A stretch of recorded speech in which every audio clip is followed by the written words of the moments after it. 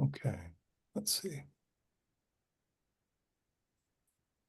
Wow, big group tonight. Yeah.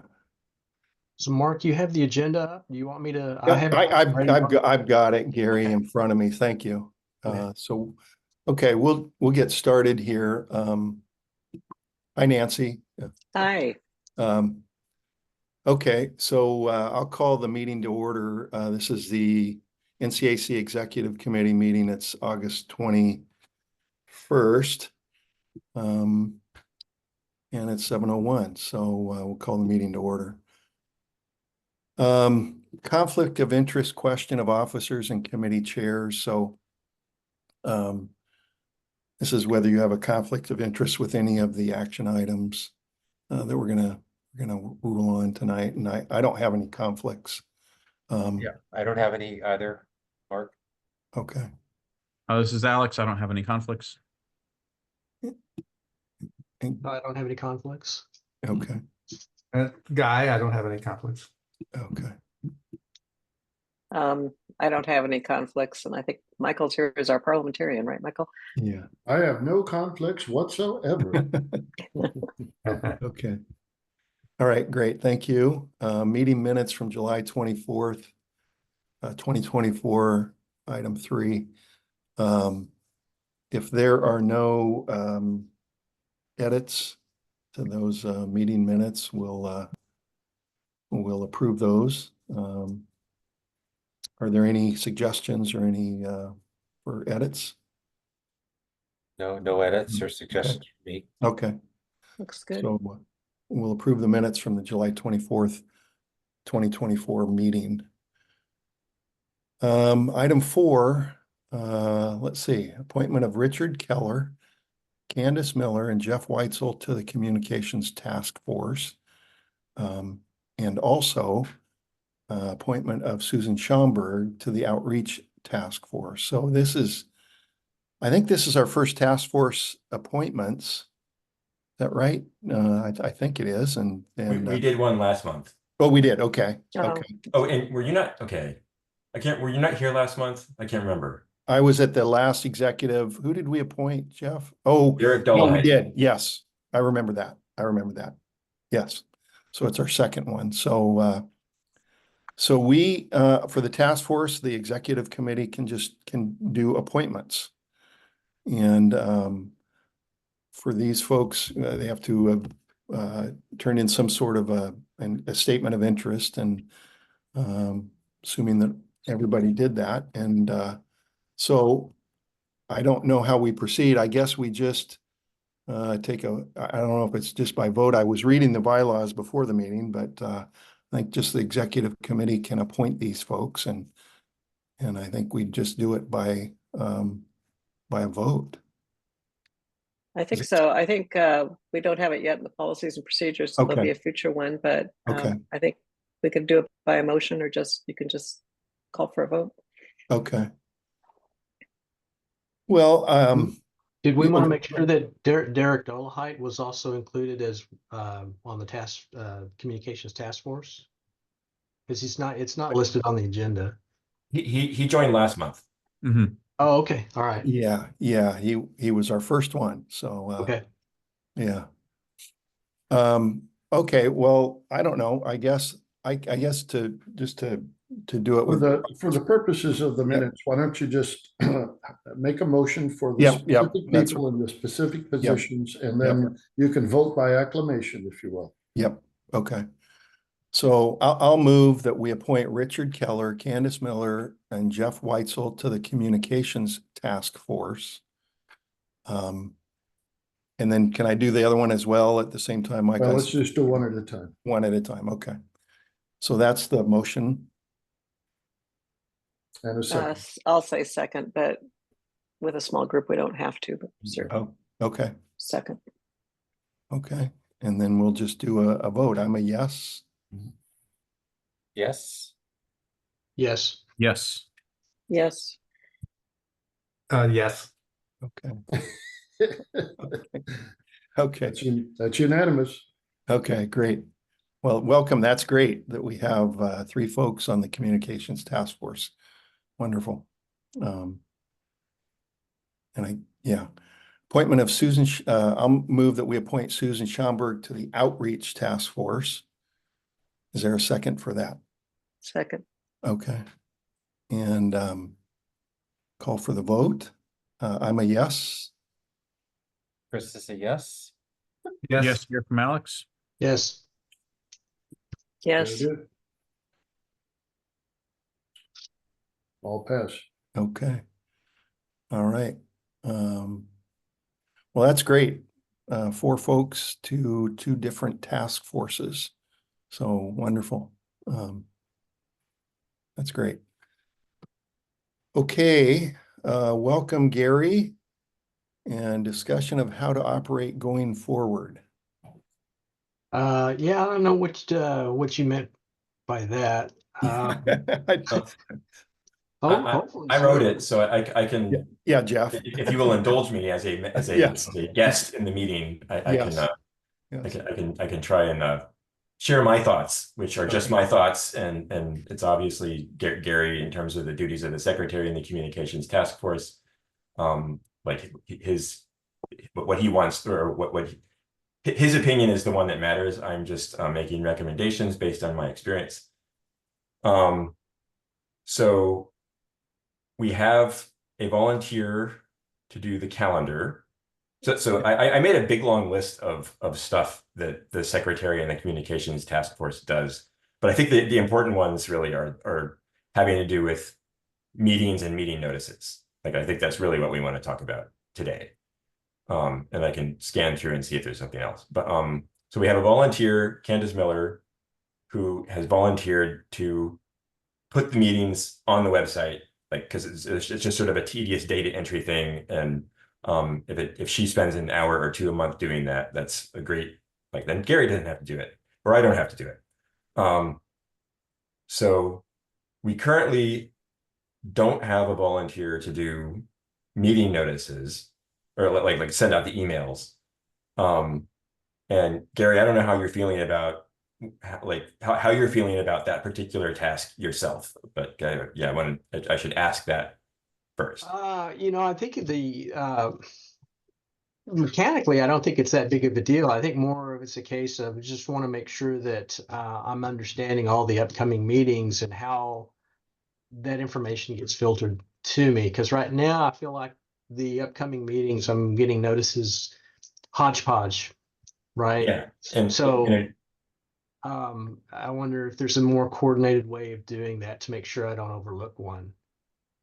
So I was going to propose that we, in this meeting mainly, start maintaining a spreadsheet like of upcoming meetings, because that tells us when the meetings are, and then we can tells us also, or it does basically like a easier to maintain calendar than the one that's on the website, so that we know when the meetings are, we know when the meeting notification deadlines are. And then we can also have deadlines like everyone has to send stuff to Gary about your meetings by this date. Because I was kind of proactive and went and chased people down and got all that stuff. And I don't know if Gary wants to be so assertive.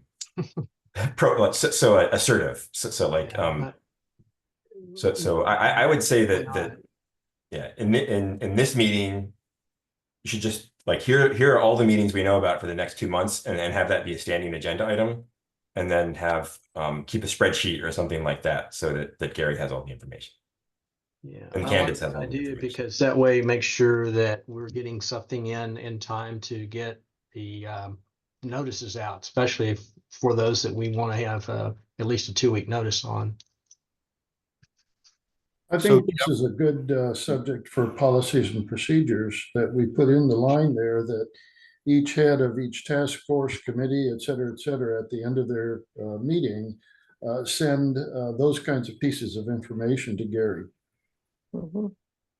Well, should we do that, or should we have, if the spreadsheet is in Google Docs, can we make it a working document that anyone could go in and actually edit for their particular line item? whatever task force they're on and do it that way. We can certainly do that. That makes a lot of sense. The only thing that occurs to me from time to time is that a lot of people aren't up to date on how Google Docs works and, that kind of thing as well. So however it's done, I think is fine. Guy, do you have an opinion on how well that would work for the community plan task force? I think of course, at the end of each meeting, we set thanks to you, Jeff, we set the agenda, we set the time. And I think what you're asking is, or one of the solutions is to send, once we do that at the end of our meetings, that we send it, to Gary and then he posts it. So it's our responsibility to initiate the action. So what I'm actually asking is, there's someone on your committee, and Yeah. I have a thought on this, but I don't want to presume, who would be comfortable going into a Google Sheet spreadsheet and editing it and entering, like, here are the dates for our meetings. Yeah, it wouldn't be me because I have failed at Google Docs every time. I have not figured it out. I have no clue. I hate it. We use it in another board I'm on, and it's just awful. So it wouldn't be me. Lynn is our secretary. I could ask, but I don't know what her comfortability is with Google Docs. We've got Tom, of course, who is good at everything, so maybe he could do that. And Tom is here. Yeah. Oh, really? Yeah, I made the mistake of showing up. Tom was just looking for more to do. Oh, yeah. I suppose I can figure out how to do Google Docs. Yeah, when you do, tell me. Okay. Well, You actually don't want to know. No. I am here to act as tech support, and since you live across the street from me, it would be very easy for me to come over and show you. So I think if people can load things up to Google Docs, that's great. I think we will have to have someone double checking though, because it only takes one person to forget to do that, to kind of throw a monkey wrench into the whole system. So well, I would suggest we have a standing or you have a standing agenda item in this meeting. I agree. To check that spreadsheet and say, is this correct? And yeah, I agree with that idea, Jeff. I think that's exactly right. yeah, I think that's great. That we put it on as an agenda item on the executive committee. That makes sense. Is there any way to automate the notice to our members? I think Jeff and I actually talked about that, and there were some kinks in the road about being able to automate that, wasn't there? So Squarespace doesn't have an automatic thing, and I think if we use some other technology, because certainly the technology exists to send out automatic messages, they probably would like something would be missing, and they wouldn't be very persuasive. Like they might check the box and notifying people about meetings, but they might not be. Like it takes a little bit of extra attention to write an email where someone is actually going to read it and want to come to the meeting. So. Yeah. So if, depending on how the Google Doc is set up, I guess it would be like a spreadsheet type of thing, right? Then we would be putting it in by order of date, or there could be some sorts on dates. So maybe it doesn't matter how we enter our information. It could be later sorted by date or column or whatever. Like, for us, we could put in our year's worth of meetings right now, first and third Friday at 9 to 11. And then we may need to change as, if we decide to cancel a meeting or have extra focus sessions or something like that later in the year. But it's a pretty easy setup initially. Yeah. So unless I just think if somebody were to come in then and want to put in a meeting, say ahead of the bylaws meeting or something, I assume they would know how to add a line, insert a line or whatever. Okay. And I am available to help with this if anyone is having trouble getting Google Docs to do what they want. But I'm going to make a habit of like of not doing things unless I'm asked. So, but I am here so that you can ask me. Okay. One other thing about going forward is I have been doing the agendas, and for the bylaws, the agenda is actually the responsibility of the chair. So who's going to do the agenda? For the bylaws, I do it.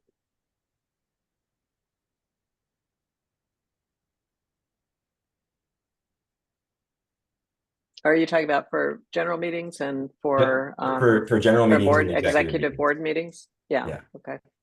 Oh, okay. Oh, I see. Not the bylaws committee meetings. You're talking Oh. about the bylaws say that the agenda is the responsibility of the chair for Okay, general meetings. I got it. Okay. You caught me there, Jeff. I thought you were talking about the bylaws, and Nancy said No, she no, did it. no, I'm like, Did no, you? no, I'm talking about this meeting, like yeah, yeah. Okay, so I can do agendas. I mean, I can do agendas for these two meetings. yeah, and agendas are about the easiest thing I do. So Yeah, yeah, it yeah. shouldn't be hard, and Yeah. you don't have to. You can do it with less work than I do. So Well, I'm gonna look back at the past agendas, Jeff, and it's just gonna because some of it's the boilerplate top of the stuff. that's what I do. I just always copy last Yeah. month's and Yep, change yep, the yep. stuff that needs to be changed. So Yep, I yep, totally recommend that. yep, yep. And okay, and so then the agenda has to get to Gary by within, it's 2 weeks, right, Jeff, before the meeting? So for the general meetings, we prepare the agenda in this meeting like 2 weeks before. Right. And for executive meetings, it's like I mean, I don't remember exactly what the bylaws slate, but it's not as rigorous. Okay, okay. And Got it. I think it's like a week, right? I don't know if it's specified at all, but Okay, but Okay. we should notice publish the agenda in case anyone cares, but I think Yep. most of the time people don't care, so it's not Yeah. I'll look up in the bylaws and make sure we hit the date if there's a date. I've been shooting for a week. Okay, all right, Yeah, it's seven days Got for it. the executive board meetings. got it. Okay.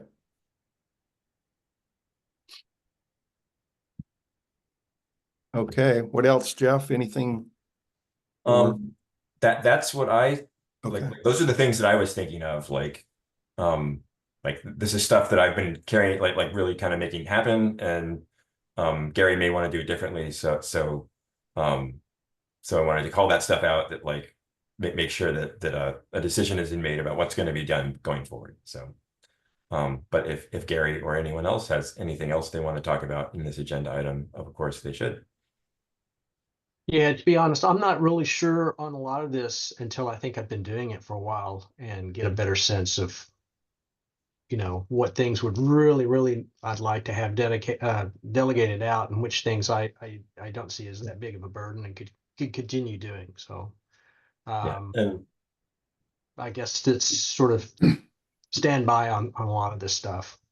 yeah, and I'm very committed to like making this transition be successful. So I'll be around to help in any way I can. So. Okay. Thanks, Jeff and Gary. Thank you. Well, nothing else there. Then we'll move on. Okay, request from Sarah for another STR CAP meeting in September. I don't know. There's Sarah. Okay. Hi, Sarah. Welcome. Hi, everyone. Hi. So, you're on the agenda tonight, Sarah, for a couple of things, the FEMA and the STR CAP.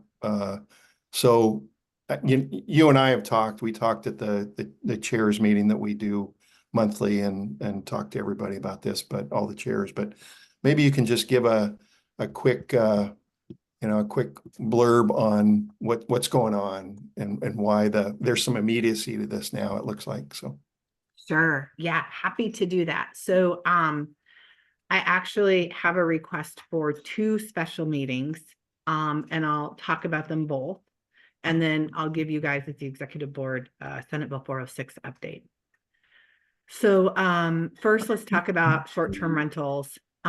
We had a couple of community meetings, and it was decided at the last meeting to reconvene in September to finish the conversation about the NESCO and STR cap. So we're almost there. And what I am trying to do is I have to update the board order that established the caps soon, for a couple of reasons. One, the order that was adopted by the board that established the caps last July had things in it like the program resumption lottery, you know, and different pieces of, as we lifted the pause, what the steps were. And so that information in the order is no longer relevant because we've done all of those things. But as I've worked with Neoconi, Oceanside, Pacific City Woods, you know, you guys, you're all in the same order. So to update the order, I have to think about and work with you guys on how to do that. One of the strongest consensus, if I recall from the meetings, was to take a wait and see approach for another year. And basically what I'd like to do is have one more meeting to see if that is something that the community still feels is appropriate. And basically what that would mean is that the cap numbers, the limits, everything would remain as they are. And we would continue to evaluate for another year. I've had some communities that, well, and I'll say this. Yeah. So the other thing is I've done some GIS work. So if the community felt like the condo should be exempted from the cap, and then that percentage adjusted down for the remainder of the properties in Nescoin, I have the GIS work done and I have those numbers as well. So that's something I'm happy to talk to the community about as an option as well. So I need to have at least one more meeting with the community to talk about those things. Other community feedback is concerned about the use it or lose it clause going into effect this coming year, especially as we continue to see how the updated regulations continue to play out. There's a strong community sense in several of our communities to ask that the use it or lose it be paused, like not go into effect for another year. So those licenses in each community that are dormant, we have a little bit more time to see how the regulations play out. There would be other ways to get a license with a closure or other things, but some communities feel the use it or lose it kind of spurs this sense of licenses that currently aren't being used will be forced to close. And then, you know, those are going to be taken over by active rentals, which could result in additional community impacts as we see how these new regulations or updated regulations play out. So that's a request that I have been asked to vet with county council, and I am doing that right now. So that's another thing, just getting the community's opinion on that, if that's something that the community also felt could be appropriate, and then working with county council to see if it's even possible. Because right now, I don't know if it's possible, but I'm doing the work to find out because other communities have asked me to. So one more meeting, talk about all this, talk to the community, see what feedback is. We could do a hybrid. I think for something like this, we could do virtual only, just, you know, trying to pull as many people into the meeting as we can. So that's one request. The second request is about the FEMA buy-up. And this meeting, I think, could take place actually in October. So, and it could be a focus of a special meeting or something at a general meeting. But I want to make sure we have adequate time for me to visit with folks and share information. So we've talked about the biological opinion. What has happened that none of us anticipated was July 15th, FEMA sent us and several other communities across the state a letter that told us that we actually have to update our regulations starting December 1st. So they're called pre-implementation compliance measures, or PICMs is the acronym they use. And so the county, to ensure all of our flood insurance policies in our county remain active, and to ensure our continued participation in the NFIP in the county, the community is Tillamook County, we must pick one of those three options by December 1st. The options are to update and adopt what they're calling as their model ordinance, which basically is a reflection of the biological opinion and the reasonable and prudent alternatives element 2, I believe. They're pretty severe. We just got the document, we just got the model ordinance last week. I'm not sure people will be able to build new homes or develop. I'm not sure about restoration projects. I have been in a whirlwind of meetings since that letter came. Working with the city of Portland, city of Hillsborough, other counties. I'm working with engineers, members from various restoration, environmental wetland restoration communities, because we're all trying to figure out how this is going to work. So that's the first option. Second option is that we amend our process so that for each floodplain development permit, we require a habitat assessment to ensure there is no take or harm of ESA listed species.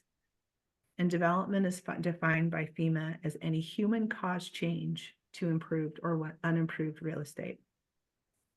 Our third option is just to completely prohibit any new development activity in areas mapped special flood hazard until the federal environmental review process is over, and we are anticipated to have the final ordinance for development in these areas adopted by 2027. So FEMA sent this letter to us July 15th. I just got the 2 documents last week. Obviously, the prohibition option, that's pretty straightforward. There's no document needed. But what I need to do is, as I start preparing the Board of County Commissioners to figure out what recommendation they want me to take and then report to FEMA with, I would like to talk to communities that are impacted by these changes, and Nescowan is one of them.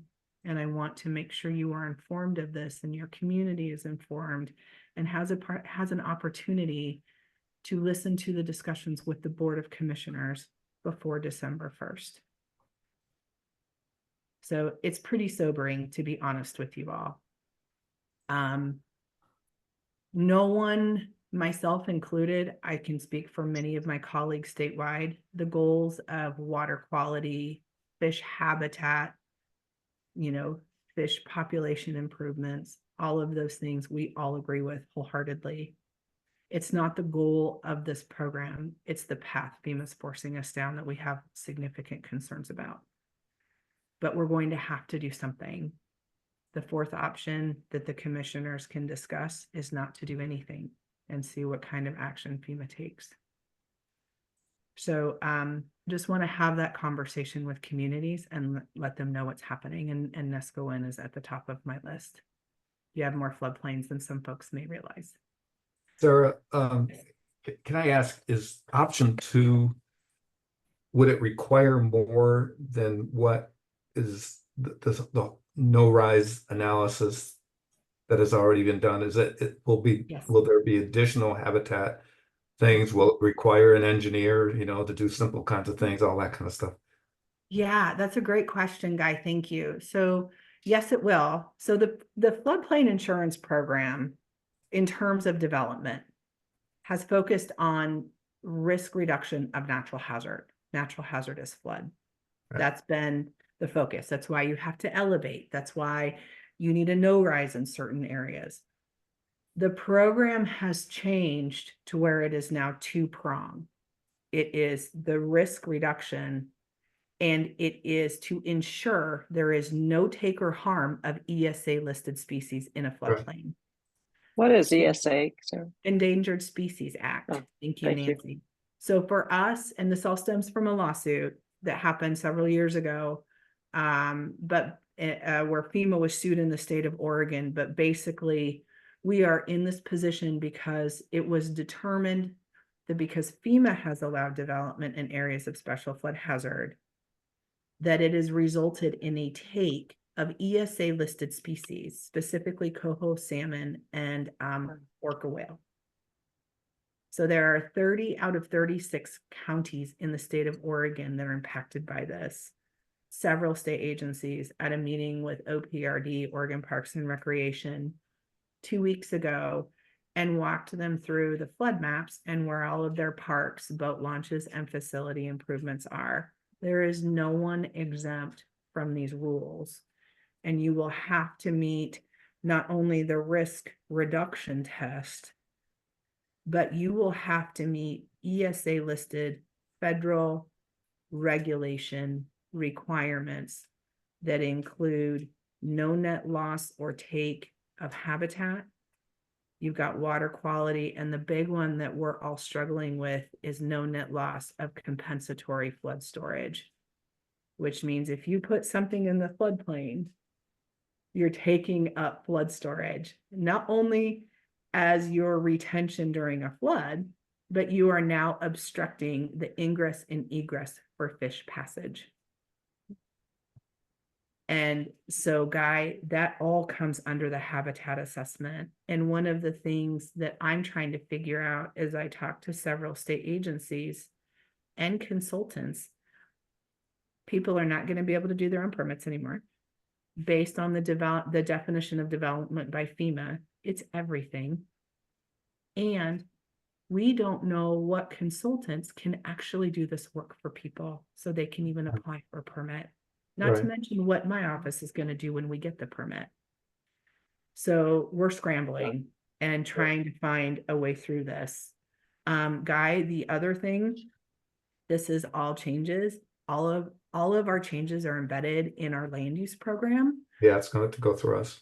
Yep. So it has to go through legislative text amendment processes, Measure 56 notices. These are not safe from property rights takings lawsuits. And what FEMA is saying, that's right, what FEMA is saying is FEMA is not the one prohibiting development or changing the regulations. It's the local jurisdiction's decision to do it. So they are holding themselves harmless from all of these changes. And I have basically from December 1st, because what FEMA is saying is you have to pick one of those options by December 1st. And between December 1st and until you get your ordinance updated, you don't get to issue permits in areas of special flood hazard. So as I figure out how to recommend to the board what to do, there is no way. I mean, you guys have seen those processes. They take 6 months, and that's fast. There will be a lag time where we're not going to be able to do any permitting in these areas. Well, I can't believe that FEMA, so there's no protection for the county here on a Measure 56. Nope. So you can expect dairy farmers. Oh, we're going to get major Measure 56 claims. There might be some fishing communities. Yep. Dredging issues. Anyways, well, we don't need to go into that here, but yeah, I need to talk to people about it. I need to let them know what's happening. Sorry, Sarah. Okay, I'm sorry for you, Guy. You're right in this with me. We're gonna. Yeah. But what I will say, I just want to go back to, as we struggle with all of this, like the goals are not the question. There's no contention with the goals. It's the path. It's the path we're being forced down. And there's myself and many of my colleagues across the state working furiously to figure out what we can do, where there's daylight, where we can help people. I had a meeting with the governor's office today with her lead housing folks. I am presenting to state agencies in 2 weeks. I have a meeting tomorrow with the Farm Bureau. I've literally virtually traveled all over the state for the last couple of weeks, and there are many of us pulling our resources together as these planning professionals to figure out how to help communities. Is wanna there say- a possible appeal to FEMA on this at all? Yeah, it's a lawsuit, right? So FEMA got sued, so it's not even legislation that's been through Congress, and it only applies to Oregon. And what FEMA has said is if we follow, because I'm the one that's always like, well, what's your authority to make us do this? And what's the consequence if we don't? I am a bit of the rebel when it comes to my group of folks. And because I think we should all know the answers to these things. And what they said was, if we follow the model ordinance or the habitat assessment permit by permit and follow what they're telling us to do, then we can, if we can issue permits, then we fall under FEMA's federal take permit for ESA species. If we don't work with under them and we do our own thing, then we are actually susceptible for enforcement through National Marine Fisheries and in violation of the Endangered Species Act, and would have to get our own take permit for Tillamook County, which anybody who works in that realm knows that's virtually impossible. So let me just say one word here. About 8 months, 6-8 months ago, Sarah helped put together a meeting with FEMA. They had been, representatives from the state had been working with FEMA about some kind of resolution here that we could all come to an agreement. And one of the biggest concerns, not concerns, but I think what made people really angry, and I attended this meeting that we had at Tillamook, probably 100 people there, representatives certainly of the dairy community, the fishing community, some of the residential development people that were all going to be affected. FEMA certainly sounded like, well, one, they heard all the concerns. They sounded like they were open to some changes. And one of the biggest things that came of this from the people in Tillamook was that our county has been so proactive about protecting habitat, whether it's the Southern Flow Corridor to all the work the watershed councils do, the county supporting all that. There's been so much restoration work and protection of ESA listed species in this county. None of it made a difference in this decision. No. The fact that the county is already one of the best, most model places for protection of ESA didn't make any difference. So that's one thing, and that I think is one really upsetting. The leverage, Nancy, is that besides the things about NOAA fisheries coming in and holding us accountable, all that is losing flood insurance. And there are people totally dependent on the National Flood Insurance Program. And the county could say, okay, we're not going to do this. And FEMA could just say, okay, fine, we're pulling all the flood insurance. And you're now open to suits from NOAA and others. I mean, it's a no-win situation for the county. This Measure 56 takings opened. I had no idea, and we'll be talking about Measure 56 in a minute when we give our community planning committee report. But it's that's a real challenge, and it could, given the county's current situation, I have no idea how you're going to manage this. I don't know. Jeff, you have your hand raised. So Yeah, thanks, Gary. So it is no longer my job to send out an email that explains this to people, but I am thinking of whoever has to do that. And I couldn't will give explain you it. the but, feeder. I will um, give you the feeder language this summer. I'll Okay. give you a quick blurb for the meeting invite. Yeah, Okay. I've got Jeff, I've got it because I've been sending it to state agencies and ports and everybody else, so I can copy and paste. Do we have maps of where the floodplains are in Nescoin that we can send Yes. out with it? Because Yeah. people probably don't know. Well, maybe they do. Maybe they do if they have the federal flood insurance. But No, I will show them again. I'll have a presentation that's about 30 minutes and then open the floor to Q&A. But it's quite a bit. Yeah. And it's quite a bit in Nesc when I was looking at them, Jeff. So, Mhm. It's more than you would think. yeah. Yeah. Yeah. Okay. So that's all my good news for today. I'm very sorry. It's wonderful to see you all, and I wish I had better things. The other thing is I should be getting the language from the consultants very soon for 406. So be ready to come back to that here pretty soon too. But I got some GIS work done and some other things to go with it. So Are you going to come to our committee first with the 406 oh, language? absolutely. Yes, no, we're still working Okay. on that together. You bet. Okay. Definitely. And unless Tom Prodish has his hand up. Oh, go ahead, Tom. Yeah, Sarah, I got the impression you were about to go. First, how are you? Thank you, ma'am. I'm fine. I'm okay. You know,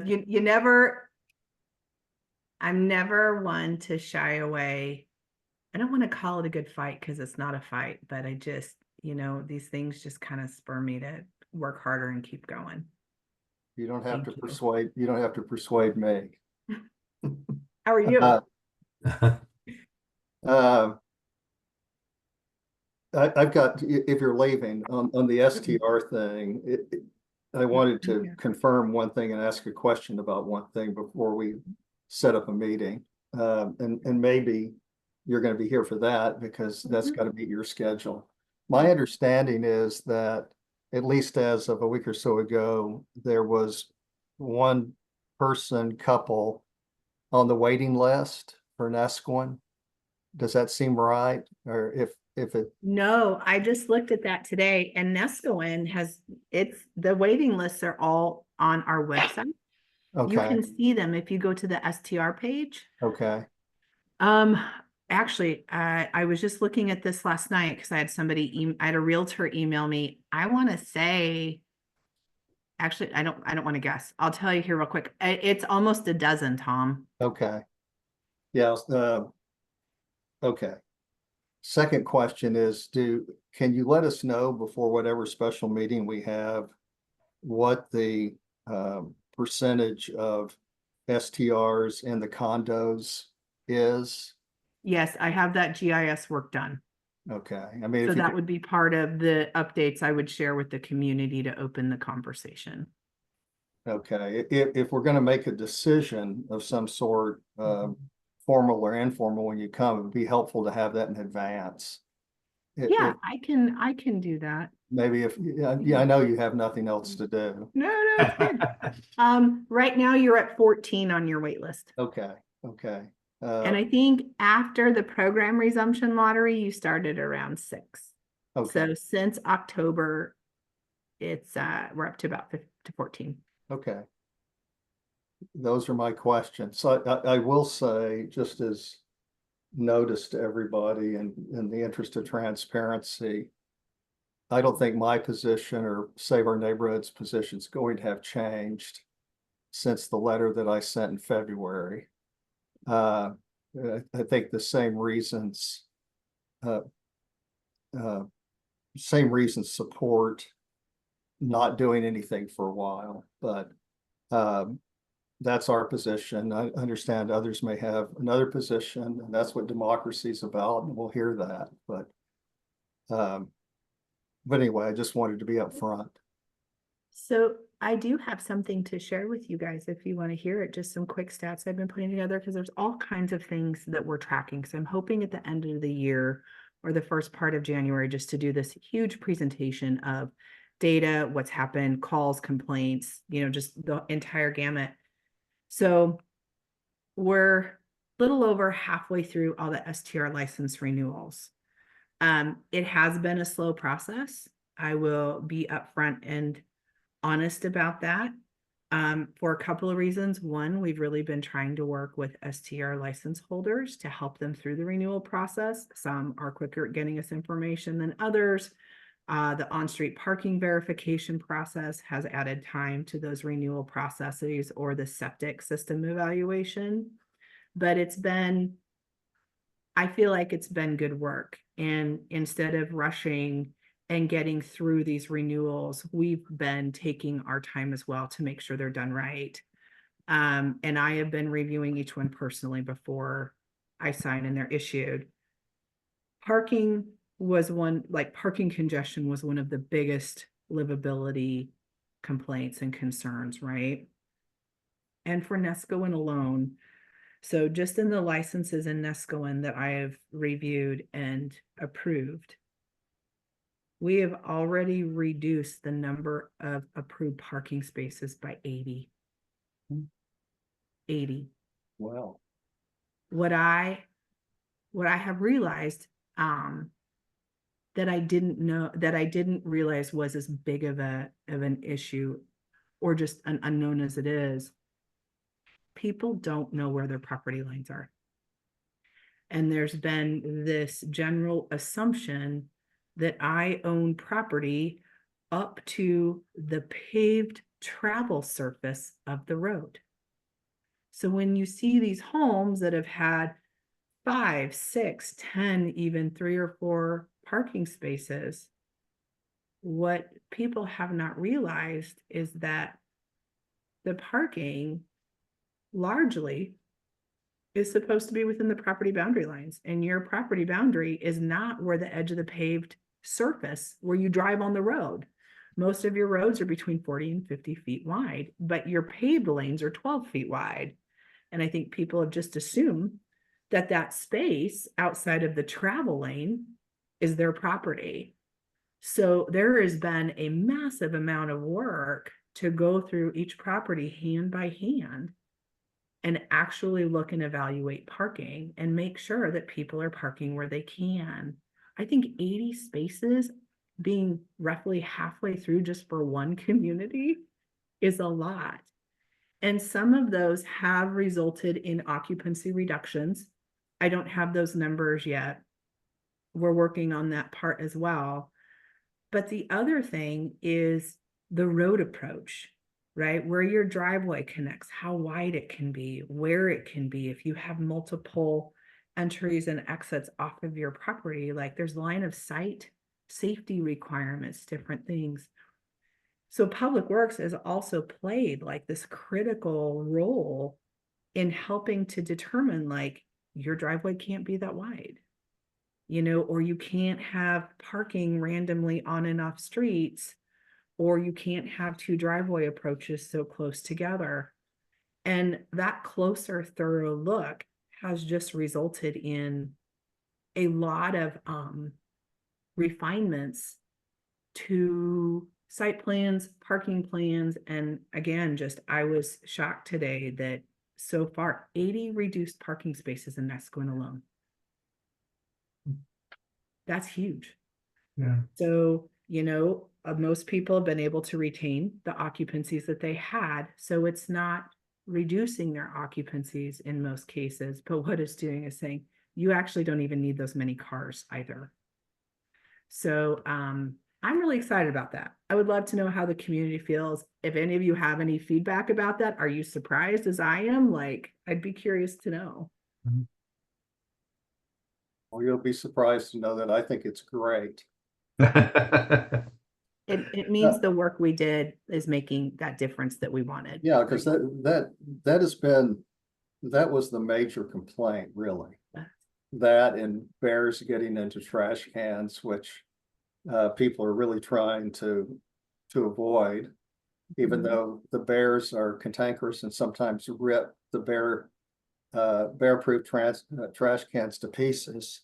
At least people are trying, and particularly in the village is where I think the parking issues would be the greatest. But in any event, that's very useful information. Mhm. Has most of those 80 spots been in the village?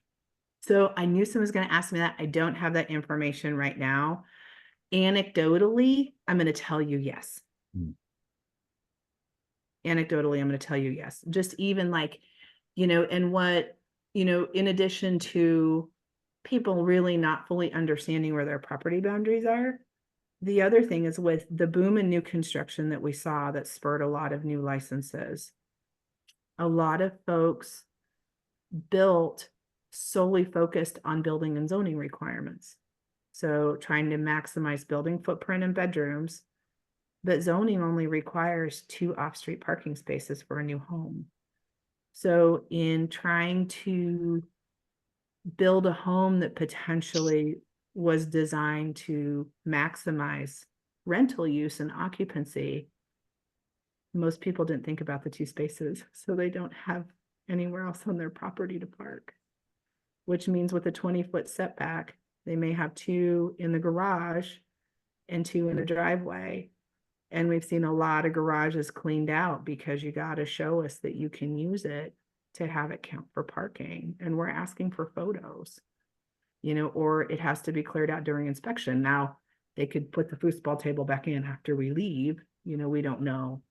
But the other thing is with all of the licenses that we have completed the renewal process for. So again, it's just, it's half or a little over. What I also made sure with staff today was that the online registry has been updated. So all of the parking spaces and occupancy is updated. And what we also added a column for, because one of the other calls we get the most is this license transferable?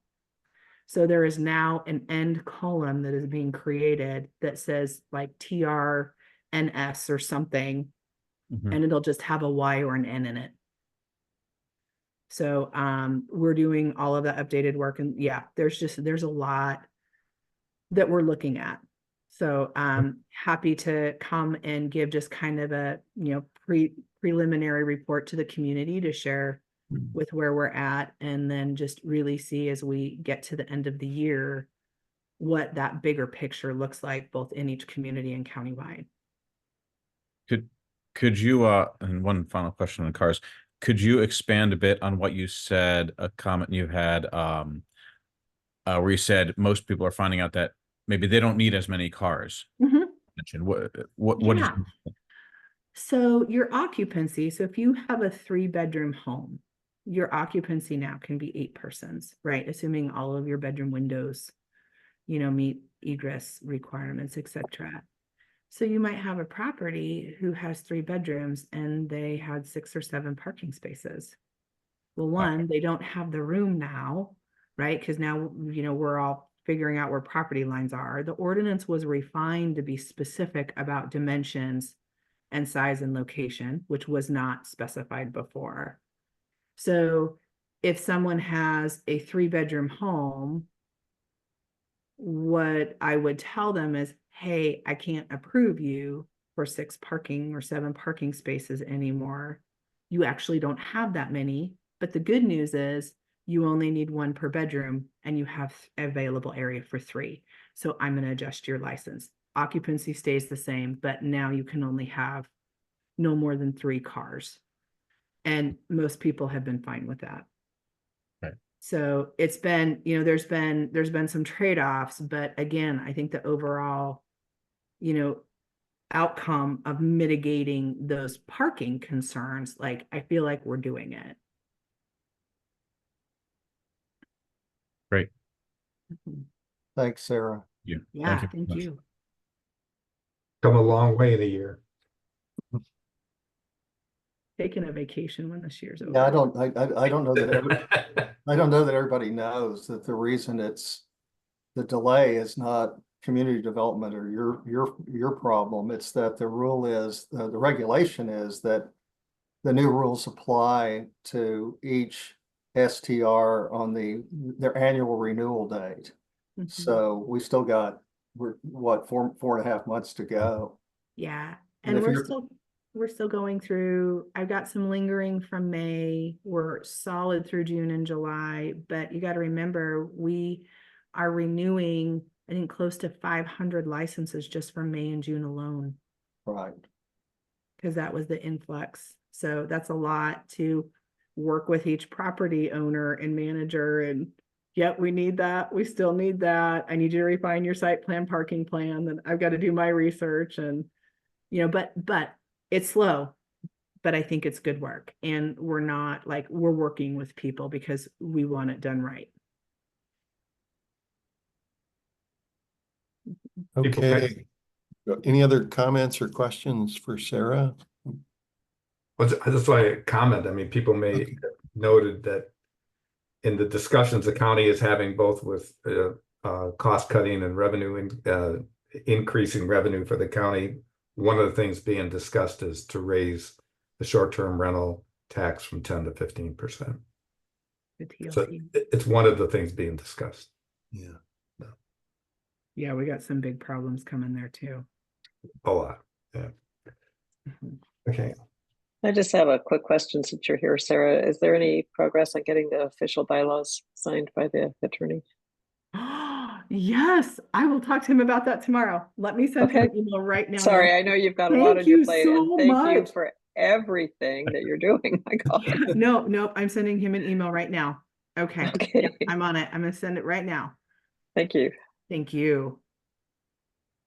Okay, so let's have a discussion about the two meetings that Sarah's requesting of us. I think I heard Sarah say the FEMA one could be in October. And would that be a half hour, Sarah, or 40 minutes or something? I would like to do an hour and a half, Mark. Hour and a because- half. Okay, Yeah, okay. it'd give me Okay. about a half hour presentation just to present all the information that I have. Okay, okay.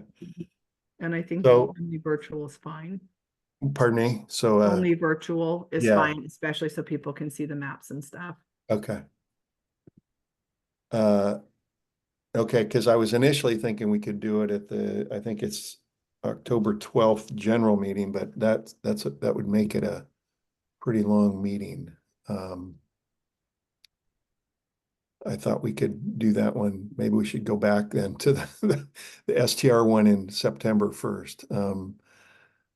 I was looking at the calendar. The STR one there'll be a lot of interest in that meeting.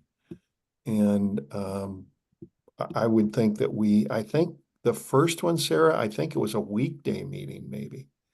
I can't remember, but I don't know if we should try and do a Saturday.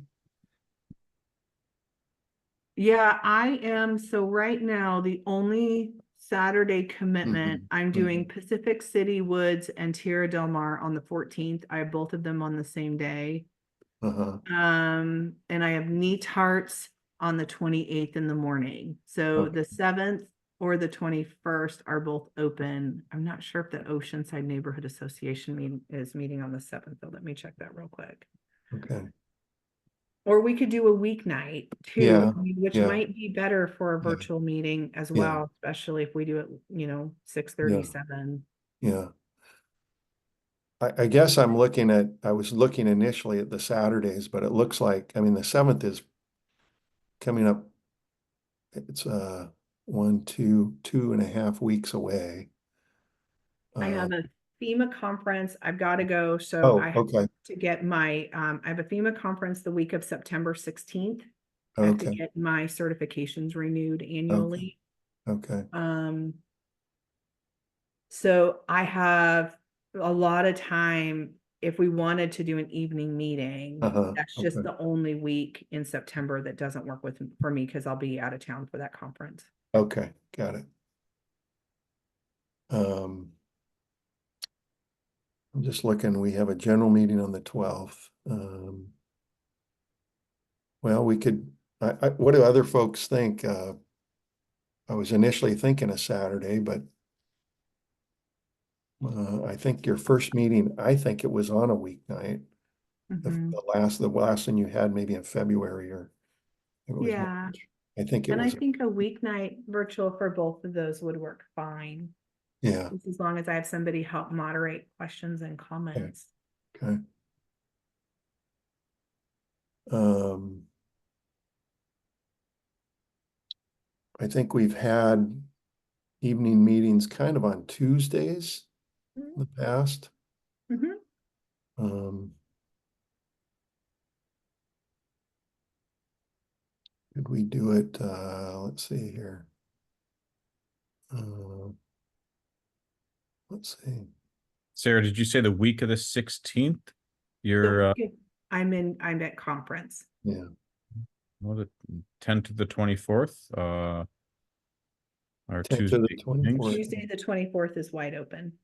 Okay, Yeah, I was gonna ask to at least Mhm. know that in official terms, I'm not the most important person here. In fact, I'm the least important person here, but as someone who really cares about this issue, at least pushing it out a month. okay, Mhm.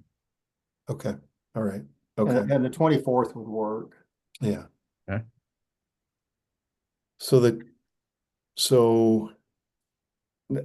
for me, the 24th won't work for me personally, just because I have a school board meeting that night. We moved them from Mondays to Tuesdays. Mhm. We had But pretty good attendance on Wednesday nights and on Friday nights, actually. It was kind of surprising. I think one of our best attended focus groups was on, feedback 25th, sessions was on a Friday night. 25th is fine too. yeah, I yeah, can make that one work too. okay, how about shooting for the 25th? Okay, I'm gonna put it on my calendar. Okay. And, an hour and a half, Sarah, is Mhm. what you're saying. It'll maybe trickle a bit, maybe an hour and a half. I'm just wondering if we should start it at, I don't know, 6:30. Sure. I think that's a good, Plan to go to 8, then Yeah. gotta be done at 8. What do folks think about that? That works. Okay, Mhm. all right. So We that'd have the be, first item for the spreadsheet. Everyone get to Google Docs. okay, that's the 25th of September at 6:30 PM. Okay. September 25th. Yeah, And that's the STR one, right? That's Mhm. the that's SDR. STR, right? Yep. Okay, got it. And Yeah, go ahead. schedule the FEMA meeting as well. Is that Yeah, maybe let's get it on the give the books. community a 2-week Mhm. breather? Could do yeah, that. yeah, well, we have a general meeting on the 12th of October. Could do it then. Do you think so, Guy? I just don't know how much, I guess we have bylaws and the community plan. Those are the two biggies on the general meetings. What about? Ooh, okay, so I'm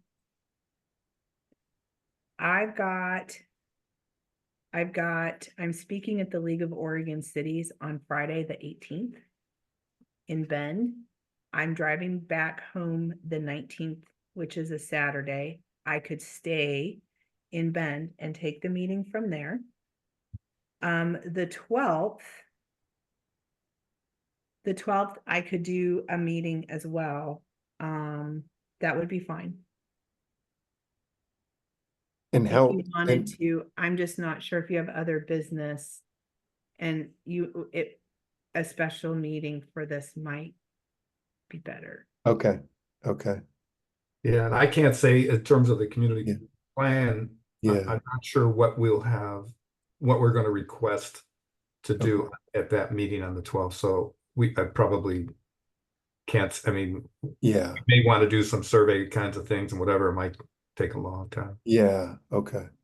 Do you Okay. want to stay with the theme of a Wednesday and do either October 9th or the 16th?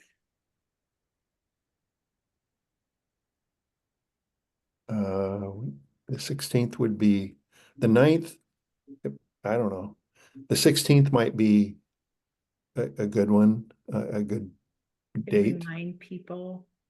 Well, we would have had the general meeting on Saturday and could have sort of previewed it a little bit at that meeting, you know, Right. just with some comments about it and how big a deal it is.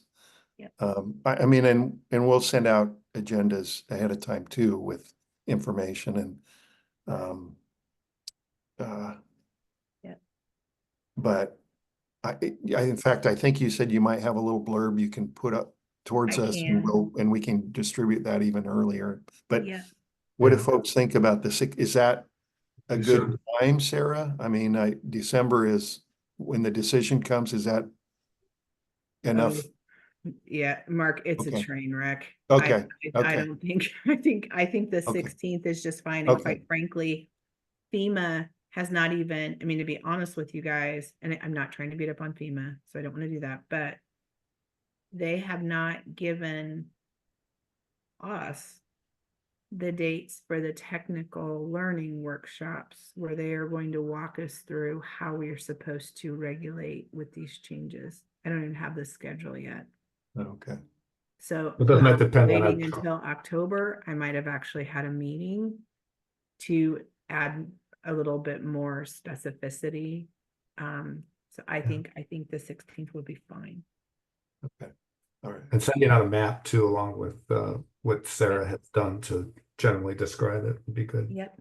Yeah. And I'll jump on to the general meeting, of course, always there. I can even give other department updates and even just give a plug of please come to this meeting on Yeah, Wednesday okay. night. Okay. Yeah, but I will definitely, okay, so I've got them. So we've got the, and do you want to do 6:30 again, just to Yeah, stick with the yeah, theme? yeah, let's do that. Okay. I got 3 meetings in my calendar. I've got the September meeting, I've got the general meeting, and I've got the October 16th. Right. September 25th at 6:30 and Yep. yep, okay.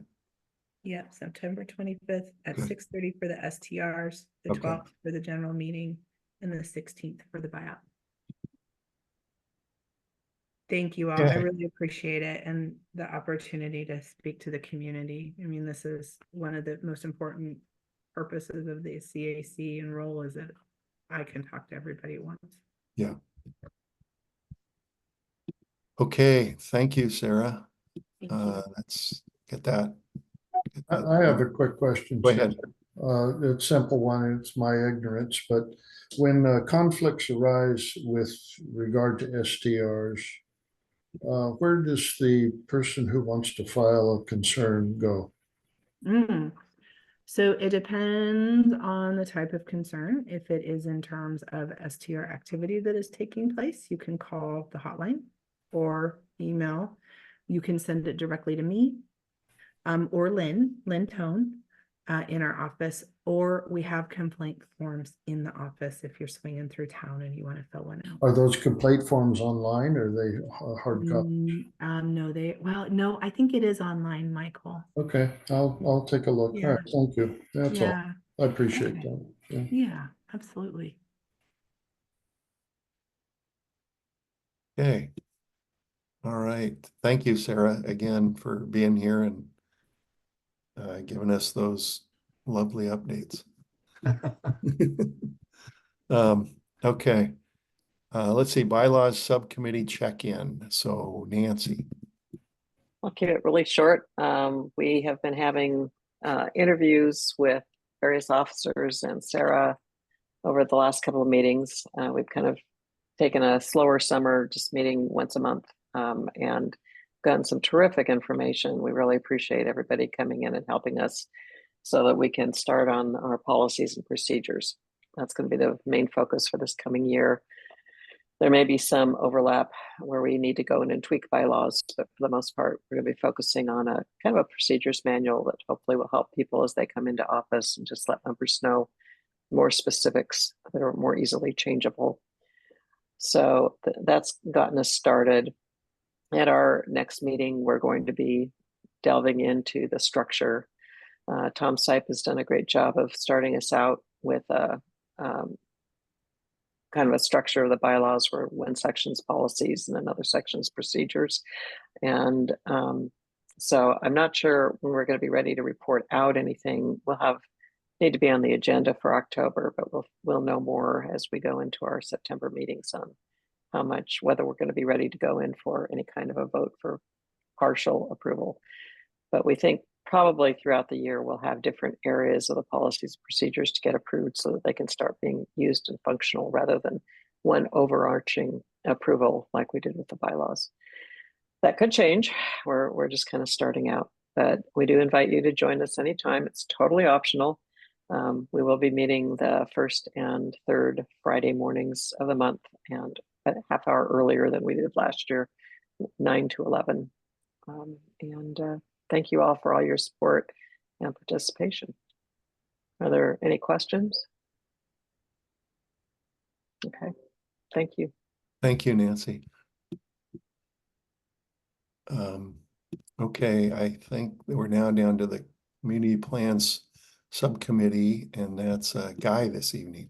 Yeah. So I've been appointed by Rand to do this in his absence. So he provided a written report, which I emailed to Mark and Alex, just for the record. I didn't want to read it, but just in summary, to let you know that, you know, we are really in coming to a point of finalizing a draft on the vision and values statement. And thanks to Tom and his editing, of course. And so we're going to be presenting something at the NCAA Labor Day meeting, a printed copy of where we are right now with that, with those statements, and asking for some final feedback from the community on those. So that's, we've great progress on the vision and values piece. And Tom, please, you chime in here anytime on this. We've also just completed what we refer to as land use 101 sessions with Sarah. You know, we probably average 15, 20 people at those sessions, actually kind of a different group every time. It was interesting to me. Very informative. I learned a lot, and, you know, kind of helping people understand some of the basics of land use and how it would impact us. And I think kind of helped our committee too, as we kind of move forward. I think one of the things that our committee, as we look at, you know, any ordinance changes or anything like that, I mean, as we go through this, one of the things that we have to be really cognizant of is and Sarah has kind of brought this up in another manner, another way today, is when you do anything with a use that would impact the use of a property, you're talking about the potential for a Measure 56 challenge to that. And it's, you know, something that, you know, the county in its current situation it's just, you know, it has to be risk adverse. I mean, they can't afford, literally can't afford to have many challenges to things that we want to do. So we made, for instance, next, when we want to take a look at some of the outright uses in both its R1 and R3 zones, you know, things that would make sense. It looks like common sense changes, but any change, any removal of a use or add of a use, I mean, well, not adding a use, but any removal of a use would result, could result in a major challenge. So that's one of the constraints we're working with, and other things we're looking at as we want to make sure that we stay within the boundaries that the county is willing to support. So we're also looking at if we are considering some recommendations about moving some of our emergency services like the fire hall, to move it out of the tsunami zone. You know, if that's a recommendation, what would we be recommending, and what is possible? It's one of the things we have to work with community development in terms of what would it take to move, let's say, the fire hall into a forest or farm zone away out of the tsunami zone. So that's something that we're yet to explore with community development. The sewer pond might be another one. That would be a major issue. But anyways, that's something that we're looking at. And in general, what does the community feel like if, when the community has a tsunami impact, and let's say that unfortunately there may be damage and homes destroyed in the community, what do we do? And some of this, and Sarah, are you still online? No. Yes, Guy, I am. So one of the things that'd be interesting, and I'll be interested to see in this whole FEMA thing is if we have a major flood in thing or a tsunami or whatever in Neskowin, how do we, what's going to be the rebuild restrictions? And Right. we don't have to discuss that now, but that's something that I think we need to look at it. And does the community, if the community still wants to continue to exist and people still want to live in Neskowin, what are the recommendations that we may be making in our community plan to look at the use of the resource land to the east of us? And we know that there's a lot of state regulated restrictions on the use of farm and forest land. I just actually attended a 3-hour workshop on that yesterday. That was a good workshop. Hillary did a nice job. Yeah. So anyways, but that's something that we have to think about, and what would it take if our community said we want to continue to exist? Let's say FEMA is not going to allow us to rebuild in that flood zone, especially in the coastal on the shoreline. What would it take? So that's something that we're going to explore more. We don't have the answers by any means.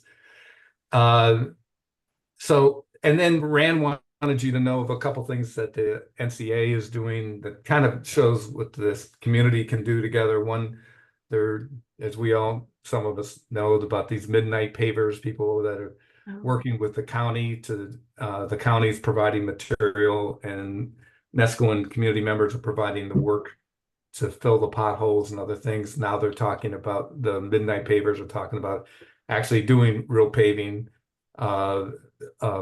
major spots around the community that seem to always fail for us in terms of the road condition.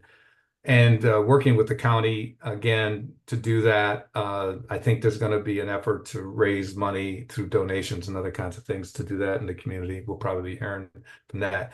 And in general, the NCA is looking at applying to be a 501c3, where they could take donations that would be tax deductible to do some of these, to do more things like the paving thing or others, that they could facilitate that through the NCA in some of these projects. So he wanted you to know that. As you know, Rand's on the board at the NCA. Tom, any more things? We're meeting every 2 weeks. Good group. Our timeline is fixed. We really want to move forward. I've said to Sarah, and the committee has said, we all recognize what the county is going through right now with not only FEMA, but with budget concerns, and we understand that our timeline for us in moving forward with the community plan might get held up a little bit, but we'll see. We'll keep moving forward, and we'll see what how the county can process these things. So when we still have that deadline, guy. So we're gonna make it happen for sure. Okay. I hate to say come hell or high water, because on the coast, both things can happen. Tom, do you have any more? No, that about covers it. What you don't know is that I've made progress on the outline and moved the document around, taken our history and put it in an appendix, and made some stuff that I'll send to the committee probably this coming week. We're really trying to streamline the community plan and to have the things in the plan only that are really essential, and then have an appendix like things on the history and other things that maps and whatever that we can remove from the actual main body of the plan. So thanks again. I think thanks, Guy. That was good. I think Rand sent me an email some time ago, a week or two ago, and just kind of a heads up that the NCA, maybe it piggybacks on what you're saying here. They might start looking for some grants, and may want the NCAC to be supportive of those grants if they apply for them as a way of maybe availing ourselves of being awarded more grant money for the community. So Right. that's just a comment that I'll pass on that Rand sent to me a week or two ago. Yeah, we are attempting to put language in the community plan that will support things which fall outside the requests to the county. Yeah. So there is a place for that. Okay. Yeah. Okay, let's see, item 10, set date of next executive board meeting and default schedule of executive board meetings for the future. So we've kind of talked about this at these executive board meetings for the last 2 or 3 or 4 months. And it's probably just time to get a date each month, a day and I shouldn't say a date, a date and a time during the month to have these meetings. I think what we talked about was that the executive committee sets the agenda for the general meeting, and those happen every other month. And we want to have an executive board meeting every month. So what day or what, the third Wednesday, the fourth Wednesday, which one should we land on, or Thursday or a Tuesday, whatever it is, to be consistent from month to month. And I think like the October 10th or October 12th. So that's that we always have our general meetings, general NCAC meetings on the second Tuesday of alternate months. So we could, I don't know, I think we thought maybe about the third week having the executive board meeting, the third week of each month. Is that what folks remember? Nancy and Nancy, do you remember that conversation? Yeah, I think either the third or fourth Okay. Tuesday or Wednesday. How does that, what do you have your school board meetings twice a month, or Yeah, twice a that month. work on Tuesdays? We have them on the second and the fourth Tuesday of the month.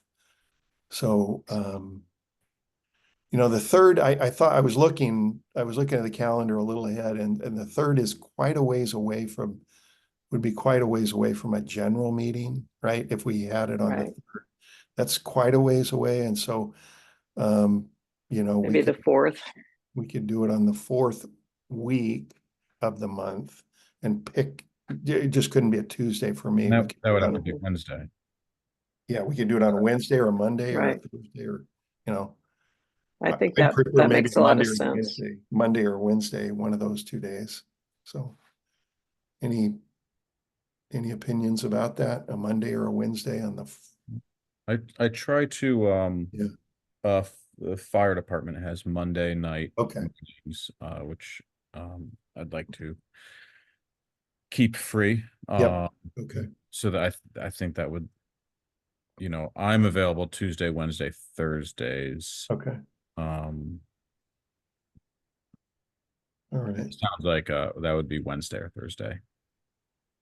So I just So want to it call out looks that like there, for the December meeting, we'd be in that week of Thanksgiving, but I mean, I could make that Wednesday night before, but that might be one where we'd want to do it a little earlier, but Yeah. Maybe we could push that one up a week. Yeah, mhm. I could do and, that. and I just want to call out to people that there may be occasional times when the calendar lines up where the fourth Wednesday of the month is less than 2 weeks away from the general meeting in the next month, if the general meeting is like on the 7th or the 8th. Right. Or I guess you're like the 8th. So Yeah. I'm just looking here. Should we shoot for the third Wednesday? Yeah, so like for the February meeting, we'd want to be the third. Oh, wait, 1, 2, 3, 4. No, it'd still be the fourth. There's the fifth Wednesday.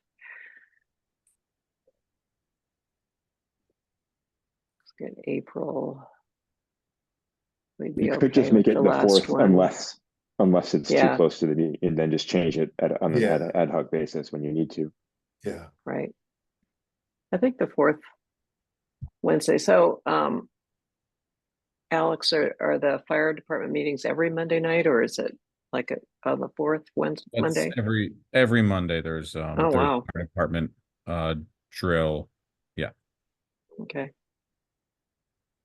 So it sounds like Wednesdays, the fourth Wednesday sounds. Fourth Wednesday Any- at 7 PM. Just keep it at 7. Any objections to that one? No. Okay. And then we'll adjust as needed if we have to. We can move it up a week. Okay, all right. Lots of calendar things tonight. Mhm. So good. So for September, then that makes the next meeting, executive meeting on the 25th. Oh, right. We have I think we have a Right. conflict already. That's good, Gary. Okay. Or do you want to, for Yeah. just September, move it to the third Wednesday on the 18th? I think we should do that. Okay. Yeah. Good catch, Gary. Yeah. Or we could do that Thursday, the 26th.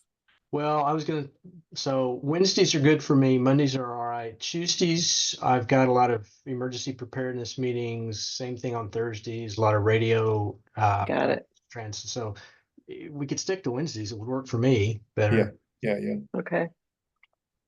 And then I suppose December we should talk about fourth Wednesday is the 25th, which I believe coincides with a couple people's plans. Yeah.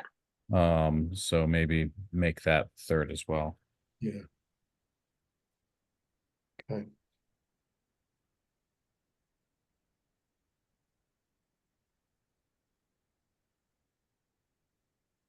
And we probably should do that in November too, just because it's going to be the night before Thanksgiving. Yeah. Otherwise, oh, wait a minute. Or did I change that? 1, 2, 3, 4. Well, Yeah. let's see. Oh, yeah, that would be the 27th Yeah. of November. Let's do the 20th. Yeah.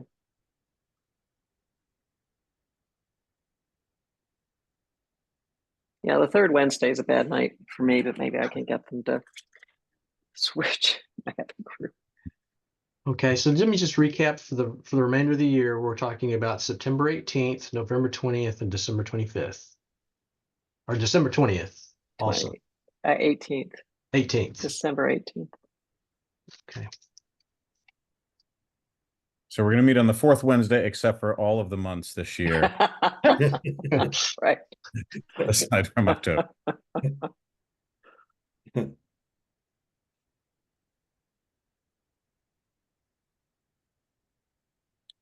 And so we're going to meet on my birthday in January. That'd be good. Wow, wonderful.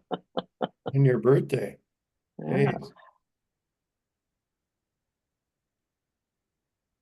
Okay, so it was Nothing better to be doing. December Okay, 18th, so right? Okay, go ahead, Gary. let's see. Did we talk about October? Yeah, I think we were moving it because there was something we set up with Sarah for the 25th. No, that was September, I That was think. September. Oh, okay, never mind. October, I believe, is on the regular fourth week schedule. The 30th? Or 30th? The 23rd. 23rd, okay. That 1, would 2, 3, 4. So we Yeah, have 5 Wednesdays. Yeah. yeah, okay.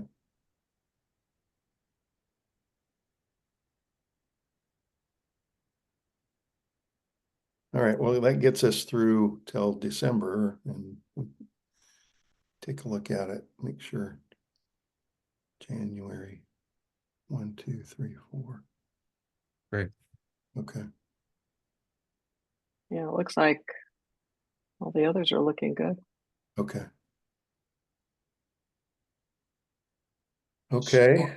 I will go ahead and put together beginnings of that schedule spreadsheet that we talked about at the beginning of the meeting and start putting these dates in it, put it in Google Docs so that if anybody wants to go in there, also start updating it for the different subcommittees meeting dates as well. That'll get us going.